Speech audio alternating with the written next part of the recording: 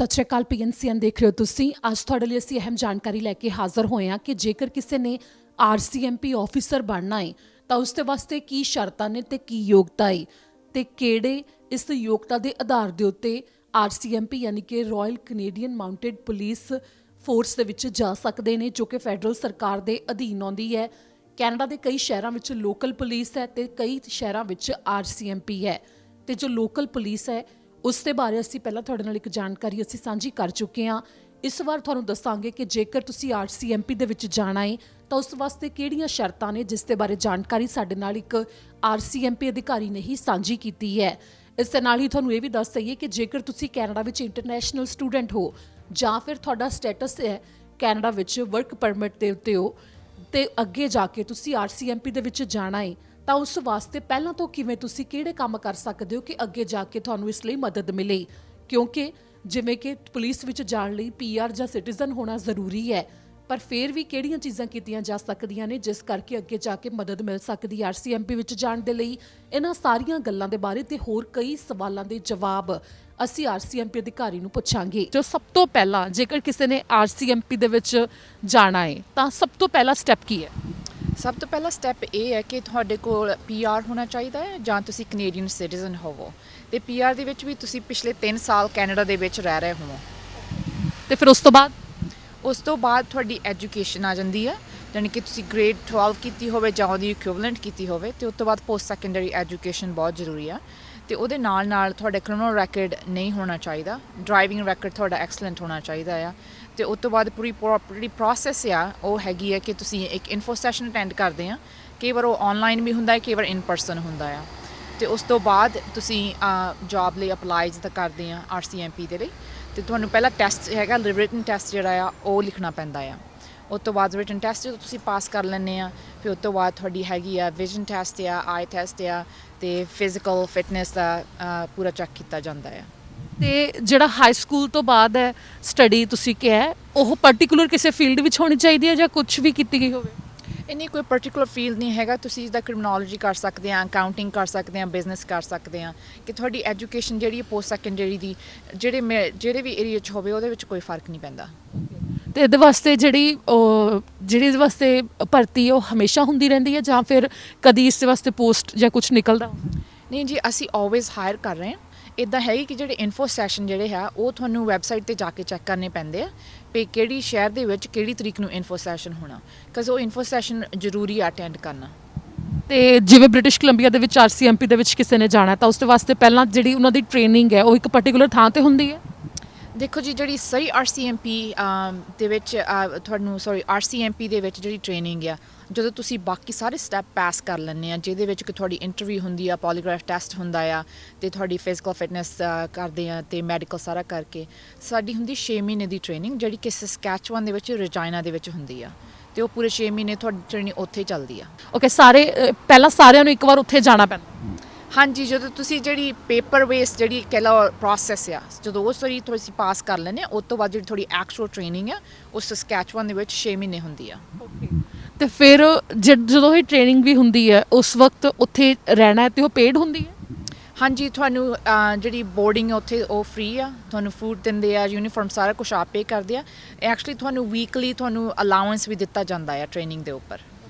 ਤੇ ਫਿਰ ਜਿਵੇਂ ਤੁਸੀਂ ਕਿਹਾ ਕਿ ਯੂਨੀਫਾਰਮ ਤਾਂ ਠੀਕ ਹੈ, ਫੂਡ ਵੀ ਦਿੰਦੇ ਹੈ ਤਾਂ ਫਿਰ ਜਿਹੜੀ ਉਹਦੇ ਵਿੱਚ ਆਪਸ਼ਨਸ ਇਹ ਹੁੰਦੀਆਂ ਨੇ ਕਿ ਹੈਲਥ ਦੇ ਉਹ ਰੱਖਣ ਵਾਸਤੇ ਸਾਰਿਆਂ ਵਾਸਤੇ ਸੇਮ ਫੂਡ ਹੁੰਦਾ ਜਾਂ ਫਿਰ ਵੀਗਨ ਹੈ ਤਾਂ ਉਹਨਾਂ ਵਾਸਤੇ ਡਿਫਰੈਂਟ ਹੋਵੇ? ਦੇਖੋ ਜੀ, ਹੁਣ ਉੱਥੇ ਕਾਫੀ ਇੰਪਰੂਵਮੈਂਟ ਆ ਗਈਆਂ ਉੱਥੇ ਤੁਹਾਡੀ ਜੋ ਵੀ ਤੁਹਾਡੀ ਡਾਇਟ ਹੈਗੀ ਆ, ਚਾਹੇ ਤੁਸੀਂ ਵੈਜੀਟੇਰੀਅਨ ਆ, ਚਾਹੇ ਨਾਨ ਵੈਜੀਟੇਰੀਅਨ, ਚਾਹੇ ਵੀਗਨ ਆ, ਉਹ ਤੁਹਾਡੀਆਂ ਸਾਰੀਆਂ ਸਹੂਲਤਾਂ ਤੁਹਾਨੂੰ ਪ੍ਰਦਾਨ ਕਰਦੇ ਆ। ਤੇ ਫਿਰ ਇਸ ਨਾਲ ਹੀ ਜਦੋਂ ਤੁਸੀਂ ਆਪਾਂ ਪਹਿਲਾਂ ਦੁਬਾਰਾ ਤੋਂ ਆ ਜਾਂਦੇ ਹੋ ਉਸ ਚੀਜ਼ ਦੇ ਉੱਤੇ, ਜਦੋਂ ਤੁਸੀਂ ਕਿਹਾ ਕਿ ਟੈਸਟ ਹੁੰਦਾ ਸਭ ਤੋਂ ਪਹਿਲਾਂ ਟੈਸਟ ਵਾਸਤੇ ਅਪਲਾਈ ਕਰਨਾ ਰਿਟਨ ਟੈਸਟ ਹੈ ਤਾਂ ਉਹ ਕਿਹੋ ਜਿਹਾ ਟੈਸਟ ਹੁੰਦਾ? ਤੁਸੀਂ ਫਿਜ਼ੀਕਲ ਟੈਸਟ ਦੀ ਗੱਲ ਕਰ ਰਹੇ ਹੋ? ਰਿਟਨ ਟੈਸਟ ਜਨਰਲ ਨੌਲੇਜ ਆ, ਯਾਨੀ ਕਿ ਜਿੱਦਾਂ ਹੁਣ ਉਹਦੇ ਵਿੱਚ ਤੁਹਾਡੇ ਕੋਲ ਆ ਜਾਂਦੀਆਂ ਆ mathematical questions, some of them are based on like scenario based, right? ਜਾਣੀ ਕਿ ਜਿਹਦੇ ਕੋ ਮੈਂ ਤੁਹਾਨੂੰ ਐਗਜ਼ਾਮਪਲ ਦੇਵਾਂ ਕਿ ਤੁਸੀਂ ਕਿਸੇ ਕਾਲ 'ਤੇ ਗਏ ਆ ਅਤੇ ਉਸ ਕਾਲ 'ਤੇ ਡੋਮੈਸਟਿਕ ਵਾਇਲੈਂਸ ਆ, ਰਾਈਟ? ਤੁਸੀਂ ਇਹ ਕਿੱਦਾਂ ਡਿਟਰਮਿਨ ਕਰਨਾ ਕਿ ਕਿਹੜਾ ਬੰਦਾ ਫਾਲਟ 'ਤੇ ਆ, ਯਾਨੀ ਕਿ ਜਿਹੜੀ ਤੁਹਾਡੀ ਕਾਮਨ ਸੈਂਸ ਆ, ਰਾਈਟ? ਤੁਹਾਨੂੰ ਕਿੰਨੀ ਕੁ ਨੌਲੇਜ ਹੈਗੀ ਆ ਦੁਨੀਆਦਾਰੀ ਬਾਰੇ ਉਹ ਤੁਹਾਡੀ ਟੈਸਟ ਕੀਤੀ ਜਾਂਦੀ ਆ। ਹਾਂਜੀ। ਤੇ ਫਿਰ ਉਹਦੇ ਵਾਸਤੇ ਕੋਈ ਪ੍ਰੈਪਰੇਸ਼ਨ ਹੁੰਦੀ ਹੈ ਕਿਤੇ? ਜੇ ਤੁਸੀਂ ਸਾਡੀ ਵੈਬਸਾਈਟ ਤੇ ਜਾਓਗੇ surreyRCMP.ca, ਉੱਥੇ ਤੁਹਾਨੂੰ ਪ੍ਰੈਪਰੇਸ਼ਨ ਲਈ ਮਟੀਰੀਅਲ ਜ਼ਰੂਰ ਮਿਲ ਜਾਏਗਾ। ਤੇ ਫਿਰ ਏਜ ਕੀ ਹੈ ਲਿਮਿਟਡ ਕਿ ਮਿਨੀਮਮ ਤੇ ਮੈਕਸ? 18 ਪਲੱਸ ਤੇ ਮੈਕਸਿਮਮ ਦਾ ਮੈਨੂੰ ਉਹਦੇ ਬਾਰੇ ਹਲੇ ਪਤਾ ਨਹੀਂ ਹੈਗਾ। ਹਾਂਜੀ ਫਿਰ 18 ਪਲੱਸ ਕੋਈ ਵੀ ਇਸ ਵਾਸਤੇ ਕਰ ਸਕਦਾ ਹੈ? ਹਾਂਜੀ। ਤੇ ਫਿਰ ਜਿਵੇਂ ਤੁਸੀਂ ਕਿਹਾ ਕਿ ਬੈਕਗ੍ਰਾਉਂਡ ਚੈੱਕ ਕੀਤਾ ਜਾਂਦਾ ਹੈ ਤਾਂ ਉਹਦੇ ਵਿੱਚ ਜੇ ਫੈਮਿਲੀ ਮੈਂਬਰ ਦਾ ਕਿਸੇ ਦਾ ਜਾਂ ਕਿਸੇ ਫਰੈਂਡ ਦਾ ਕ੍ਰਿਮੀਨਲ ਰੈਕੋਰਡ ਹੋਵੇ ਤਾਂ ਉਹ ਵੀ ਉਸ ਦੇ ਵਿੱਚ ਮੈਟਰ ਕਰਦਾ ਹੈ? ਦੇਖੋ ਜੀ, ਹੁਣ ਅਸੀਂ ਆਪਣੀ ਫੈਮਿਲੀ ਤਾਂ ਚੂਜ਼ ਕਰ ਨਹੀਂ ਸਕਦੇ, ਰਾਈਟ। ਸਾਡੇ ਲਈ ਇਹ ਇੰਪੋਰਟੈਂਟ ਹੈ ਕਿ ਤੁਸੀਂ ਕਿਹੋ ਜਿਹੇ ਇਨਸਾਨ ਆ, ਹੈ ਨਾ। ਬਾਕੀ ਜਿਹੜੇ ਤੁਹਾਡੇ ਐਸੋਸੀਏਸ਼ਨ ਹੈਗੀ ਆ, ਹੁਣ ਜੇ ਤੁਸੀਂ ਕਹੋ ਕਿ ਤੁਸੀਂ ਇੱਕ ਗੈਂਗ ਦੇ ਮੈਂਬਰ ਆ, ਆਬਵੀਅਸਲੀ ਉਹ ਕੁਐਸਚਨੇਬਲ ਹੋਊਗਾ। ਪਰ ਜੇ ਤੁਹਾਡੀ ਫੈਮਿਲੀ ਦੇ ਵਿੱਚ ਕੋਈ ਹੈਗਾ ਆ ਜਿਸ ਬੰਦੇ ਦਾ ਕ੍ਰਿਮੀਨਲ ਰੈਕੋਰਡ ਹੈਗਾ, ਉਹਦੇ ਉੱਪਰ ਤੁਹਾਡੇ ਉੱਪਰ ਕੋਈ ਇਫੈਕਟ ਨਹੀਂ ਪੈਣਾ ਹੈਗਾ। ਤੇ ਫਿਰ ਇਸ ਦੇ ਨਾਲ ਹੀ ਕੁਝ ਹੋਰ ਤੁਸੀਂ ਦੱਸਣਾ ਚਾਹੁੰਦੇ ਹੋ ਇਸ ਦੇ ਬਾਰੇ ਪਰਟੀਕੂਲਰ ਔਰ ਜਿਹੜੇ ਯੰਗਸਟਰਸ ਨੂੰ? ਮੈਂ ਆਪਣੀ ਐਕਚੁਅਲੀ ਕਮਿਊਨਿਟੀ ਨੂੰ, ਆਪਣੇ ਮੁੰਡਿਆਂ ਨੂੰ ਵੀ ਕੁੜੀਆਂ ਨੂੰ ਦੋਨਾਂ ਨੂੰ ਇਹ ਕਹੂੰਗੀ ਕਿ ਇਹ ਬਹੁਤ ਵਧੀਆ ਕੈਰੀਅਰ ਹੈਗਾ ਆ। ਅਤੇ ਆਪਾਂ ਆਲਵੇਜ਼ ਆਪਣੀ ਕਮਿਊਨਿਟੀ 'ਚ ਗੱਲਾਂ ਕਰਦੇ ਹਾਂ ਕਿ ਅਸੀਂ ਆਪਣੀ ਕਮਿਊਨਿਟੀ ਨੂੰ ਬਿਹਤਰ ਬਣਾਉਣਾ ਆ, ਰਾਈਟ। ਕਈ ਵਾਰ ਲੋਕ ਇਹ ਕੁਐਸਚਨ ਕਰਦੇ ਕਿ ਪੁਲਿਸ ਕੀ ਕਰ ਰਹੀ ਆ, ਰਾਈਟ।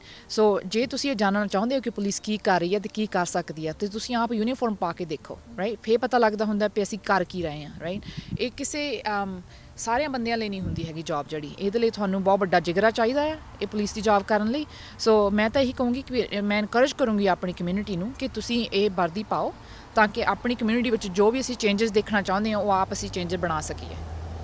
ਤੇ ਫਿਰ ਇਸ ਤਰ੍ਹਾਂ ਲਈ ਜਿਹੜੇ ਇਮੀਗ੍ਰੈਂਟ ਨੇ ਤੇ ਇੰਟਰਨੈਸ਼ਨਲ ਸਟੂਡੈਂਟਸ ਜਿਹੜੇ ਆਉਂਦੇ ਨੇ ਤਾਂ ਉਹਨਾਂ ਨੇ ਜੇਕਰ ਆਰਸੀਐਮਪੀ ਦੇ ਵਿੱਚ ਜਾਣਾ ਹੈ ਤਾਂ ਉਸ ਦੇ ਵਾਸਤੇ ਉਹ ਪੀਆਰ ਤੋਂ ਬਾਅਦ ਹੀ ਪ੍ਰੋਸੈਸ ਆਪਣਾ ਸ਼ੁਰੂ ਕਰ ਸਕਦੇ ਨੇ? ਹਾਂਜੀ ਬਿਲਕੁਲ। ਪਰ ਮੈਂ ਇੱਦਾਂ ਜ਼ਰੂਰ ਕਹੂੰਗੀ ਕਿ ਆਪਣੇ ਪੀਆਰ ਦੀ ਵੇਟ ਜਿੰਨਾ ਚਿਰ ਤੁਸੀਂ ਪੀਆਰ ਦੀ ਵੇਟ ਕਰ ਰਹੇ ਆ, ਉਹਨਾਂ 'ਚ ਜਿਹੜੀਆਂ ਤੁਹਾਡੀਆਂ ਬਾਕੀ ਦੀਆਂ ਚੀਜ਼ਾਂ ਹੈਗੀਆਂ ਐਕਸਟਰਾ ਵੋਲੰਟੀਅਰ ਵਰਕ ਆ, ਰਾਈਟ। ਉਹਦੇ ਵਿੱਚ ਤੁਹਾਨੂੰ ਪਤਾ ਲੱਗ ਜਾਂਦਾ ਕਿ ਪੁਲਿਸਿੰਗ ਐਕਚੁਅਲੀ ਤੁਹਾਡੇ ਲਈ ਹੈ ਕਿ ਨਹੀਂ, ਰਾਈਟ।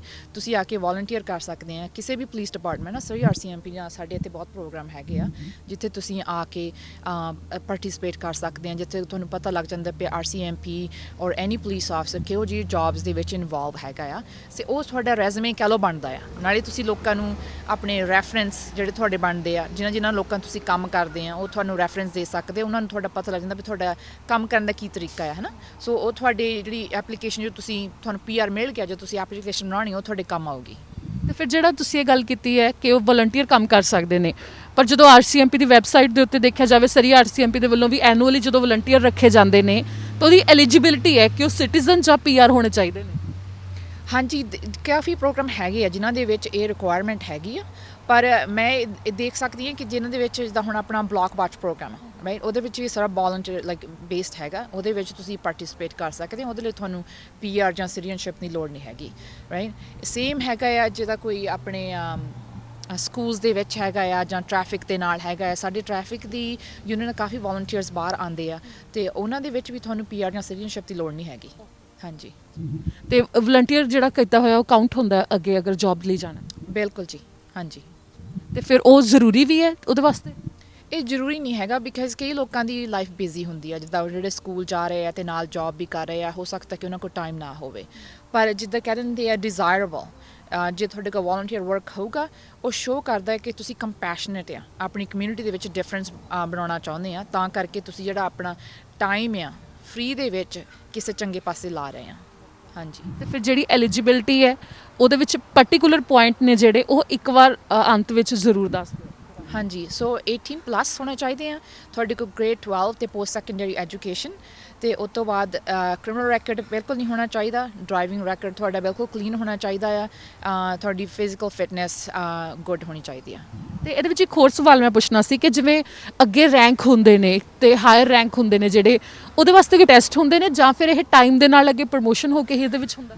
ਦੇਖੋ ਜੀ, ਇੱਥੇ ਟੈਸਟ ਹੁੰਦੇ ਆ। ਜਿਹੜੀ RCMP ਦੀ ਪ੍ਰਮੋਸ਼ਨ ਪ੍ਰੋਸੈਸ ਆ, ਸਾਨੂੰ ਟੈਸਟ ਲਿਖਣੇ ਪੈਂਦੇ ਆ। 3-4 ਸਾਲ ਬਾਅਦ ਜਦੋਂ ਤੁਸੀਂ ਕਾਂਸਟੇਬਲ ਤੋਂ ਸ਼ੁਰੂ ਹੁੰਦੇ ਆ, ਉਸ ਤੋਂ ਬਾਅਦ ਤੁਸੀਂ ਇੱਕ ਪ੍ਰਮੋਸ਼ਨ ਟੈਸਟ ਲਿਖਦੇ ਆ। ਉਹਦੇ ਵਿੱਚ ਤੁਹਾਨੂੰ ਹਾਈ ਮਾਰਕ ਲੈਣਾ ਪੈਂਦਾ ਆ। ਉਹਦੇ ਵਿੱਚ ਹੁਣ ਮੈਂ ਤੁਹਾਨੂੰ ਡਿਟੇਲ ਬਾਰੇ ਨਹੀਂ ਦਊਂਗੀ ਵੀ ਕਿੰਨੇ ਮਾਰਕ ਚਾਹੀਦੇ ਕਿੰਨੇ ਨਹੀਂ, ਉਹ ਤੁਹਾਨੂੰ ਪਤਾ ਲੱਗ ਜਾਂਦਾ ਆਫਟਰ, ਹੈ ਨਾ। ਸੋ ਹਾਈ ਮਾਰਕ ਉਹਦੇ ਵਿੱਚ ਚਾਹੀਦਾ ਅਤੇ ਉਸ ਤੋਂ ਬਾਅਦ ਤੁਹਾਨੂੰ ਐਕਚੁਅਲੀ ਐਪਲੀਕੇਸ਼ਨ ਲਿਖਣੀ ਪੈਂਦੀ ਆ। ਸੋ ਉਹਦੇ ਵਿੱਚ ਤੁਹਾਨੂੰ ਐਗਜ਼ਾਮਪਲਸ ਦੇਣੀਆਂ ਪੈਂਦੀਆਂ, ਜਿੱਦਾਂ ਤੁਸੀਂ ਕੋਰਟ ਟੈਸਟਮੋਨੀ ਜਿਹੜੀ ਹੁੰਦੀ ਆ ਉਹ ਤੁਸੀਂ ਦਿੱਤੀ ਆ, ਤੁਸੀਂ ਇਨਵੈਸਟੀਗੇਸ਼ਨਸ ਕੀਤੀਆਂ ਆ ਉਹਨਾਂ ਇਨਵੈਸਟੀਗੇਸ਼ਨ 'ਚ ਤੁਹਾਡਾ ਕੀ ਰੋਲ ਰਿਹਾ ਤੇ ਤੁਸੀਂ ਕਿਹੋ ਜਿਹਾ ਸਕਸੈਸਫੁਲੀ ਉਹਨਾਂ ਇਨਵੈਸਟੀਗੇਸ਼ਨ ਨੂੰ ਅੱਗੇ ਕੀਤਾ। ਸੋ ਇਹ ਕਾਫੀ ਜਿਹੜੀ ਪ੍ਰਮੋਸ਼ਨ ਪ੍ਰੋਸੈਸ ਆ ਇਹਦੇ ਵਿੱਚ ਤੁਹਾਨੂੰ ਕਾਫੀ ਕੁਝ ਆਪਣੇ ਬਾਰੇ ਦੱਸਣਾ ਪੈਂਦਾ, ਤੁਹਾਡੀਆਂ ਜਿਹੜੀਆਂ ਅਚੀਵਮੈਂਟ ਰਹੀਆਂ ਉਹਨਾਂ ਨੂੰ ਦੇਖ ਕੇ ਤੇ ਤੁਹਾਡਾ ਪੈਸਿੰਗ ਸਕੋਰ ਦੇਖ ਕੇ ਤੁਸੀਂ ਗਾਹਾਂ ਪ੍ਰਮੋਟ ਹੁੰਦੇ ਆ। ਥੈਂਕ ਯੂ ਸੋ ਮਚ ਸਾਨੂੰ ਜਾਣਕਾਰੀ ਦੇਣ ਲਈ ਤੇ ਆਪਣਾ ਟਾਈਮ ਕੱਢ ਕੇ ਸਾਨੂੰ ਇੰਨੀ ਵਧੀਆ ਇਨਫੋਰਮੇਸ਼ਨ ਦੇਣ ਲਈ।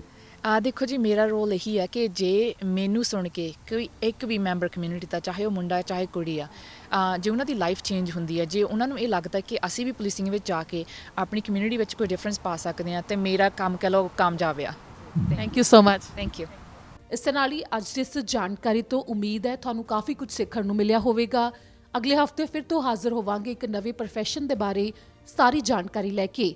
ਤਦ ਤੱਕ ਲਈ ਮੈਨੂੰ ਦਿਓ ਇਜਾਜ਼ਤ। ਸਤਿ ਸ਼੍ਰੀ ਅਕਾਲ।